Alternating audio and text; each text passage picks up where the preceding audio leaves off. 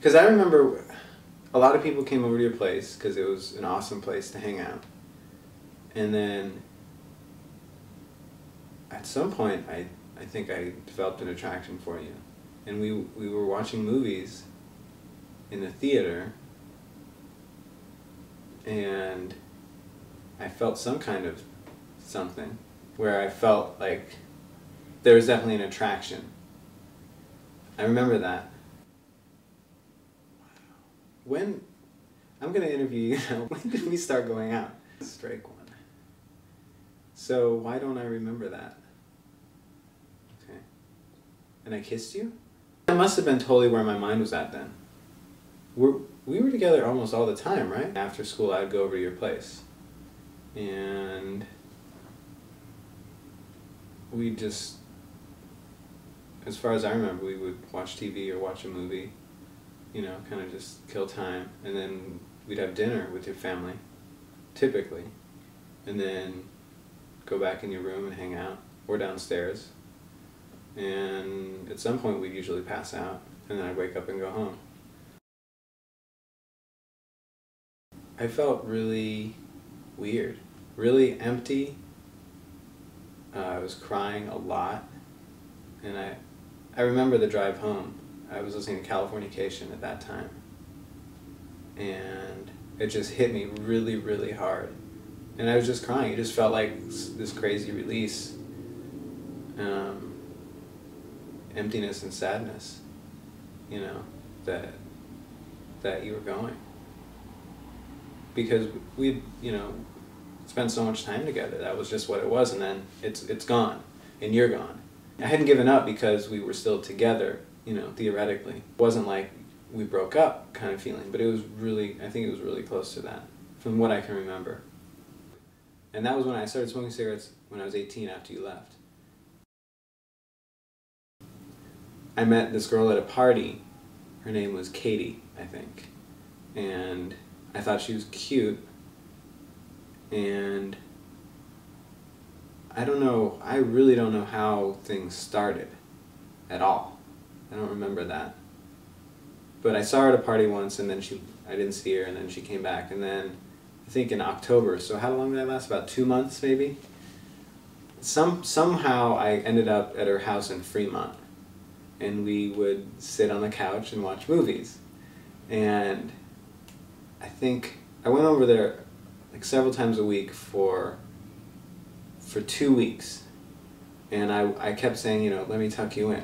And I had no intention of, you know, being sexual or anything. I just was trying to get this feeling that I had with you back, kind of taken care of. And she, you know, she of course denied me because she thought I was just trying to get her in bed. I mean, literally, yes. So eventually, at the end of 2 weeks, she goes, okay, fine, let's go.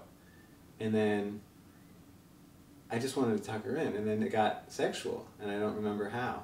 And then she's like, okay, here, I have the condoms here. And I started put it on, and you know, I could not maintain an erection. And she said, oh, it's because, she knew about you too, she knew you had left. And I think she knew that we were long distancing. And she said, it's because of her. And I tried to deny it. So she was right. I couldn't get it up, and I mean I could, but then I couldn't keep it up. And then she said, okay, yeah, you're still stuck on her. Can you please leave? I was not going to tell you. You know, I had already pushed it out of my head, you know. So I thought things would get back to normal. But yeah, at some point, and I don't know how, I moved into the pool house, despite having cheated on you, and you knowing. Now, I don't know how I finagled that. My parents moved, and I must have come to you and said, hey, this is... But we must have worked things out to some extent for me to ask you. I believe I had 4 girls come through the pool house at different times. That's probably not the right word. So that's, yeah, when you came back, we would resume our sexual relationship. But it was interesting because it was kind of like you were coming to me, I was in this little house for you. You know, when you wanted to, you can come out, and you knew I'd be there, and you know, obviously willing to engage in coitus. And I don't really know totally what the motivation was for that. I know we weren't together, but it did pose difficulties with, you know, especially my relationship with Anne. When I was in the pool house, I was with her, and so when you came into town, that complicated things, because I did have, you know, even though I wasn't making huge efforts to, you know, be with you, I did have, obviously, obligations, you know, in a sense, but also feelings, you know, towards you, and those feelings definitely conflicted with my feelings for Anne. Anne knew something was up. I don't know how much she knew. And not all I remember, but I do remember, you know, that you knew about Anne, but I didn't tell Anne about you. So at some point you forced me to make a choice, and I chose you. I told Anne that we can't see each other anymore. And she said, oh, you know, this is just because of Lizzy, this is just because you're scared. She said things like, you know, you're along the lines of you're her pet, you know, whenever she wants you, you're there. She's, you know, you're there for her. You'll always choose her. If I wasn't seeing anyone, it felt kind of like we were together again. You know, like our relationship was, we were still there.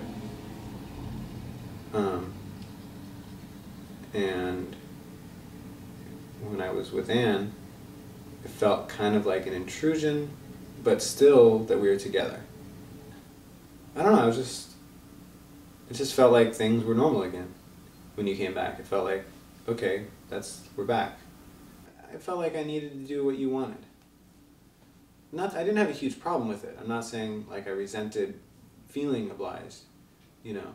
It just felt like the right thing to do for me. It felt like that was my place, was to satisfy you. You know, what you wanted. But in terms of how I felt when you were around, it just felt like if you were open to me, it felt fine. But when you closed off and said, no, we can't do this anymore, things like that, that was really the most painful time for me. Because I wanted to keep that going. You know, but you would take it away from me. I was with Charlotte for about 3.5 years. We were laying in her bed in Palo Alto. I guess not too early, just a few months into it. And I don't know how we got on the subject of you, but she asked me if I still loved you, and I said yes. And she took that as, no, I'm still in love with you, and held it against me for basically our whole relationship. So why did I say yes? I wanted to be honest, you know. But really, what did I mean? You know, just by saying or acknowledging that I loved you. We met at the RISD Student Gallery Board. I just meant that there's still a place in my heart that I was still. I guess weekly meetings that we had there. Maybe still trying to get over you. Were maybe that's what it was. Introduced to us, all of us, in the RISD Student Gallery Board as as an organizational person. She really didn't like you. But she didn't know you, so. She didn't like that you were still in my life to some fit the role extent. Yes. She just. You're very cute. I mean, like I knew I was attracted to you. You know. But at the Cheesecake Factory, it seemed like a lot more. But just because of a connection was established.